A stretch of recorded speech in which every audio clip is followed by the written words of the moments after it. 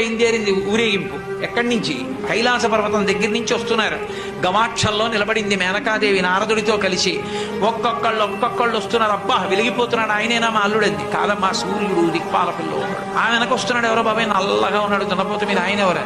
మీ అల్లుడు కాదు, బెంగ పెట్టుకో, యమధర్మరాజు గారు. ఆ వెనకాతల అబ్బా చల్లగా ఎంత బాగున్నాడో, ఎవరు? చంద్రుడు, మీ అల్లుడు కాదు. ఈయనెవరోనయ్యో చాలా అందంగా ఉన్నాడు, ఎర్రగా ఉన్నాడు, కాంతులీనుతున్నాడు, బ్రహ్మగారు. మీ అల్లుడి దగ్గర పురోహితుడమ్మా, పెళ్లి చేయడానికి వచ్చే బ్రహ్మగారు ఆయన మీ అల్లుడు కాదు. ఓ అలాగా, ఇతనెవరో నీలమేఘశ్యాముడు, చాలా అందంగా ఉన్నాడు, శాంతాకారం భుజగచైనం పద్మనాభం సురేశం. అమ్మా, ఆయనకి మీ అల్లుడికి భేదం చెప్పకూడదు, కానీ ప్రస్తుతం మీ అల్లుడు కాదు. ఆయన వెళ్ళిపోయాడు, ప్రదోష వేళ అయిపోయింది. వాడు వెడుతూనే ఉంది ఊరేగింపు. వస్తున్న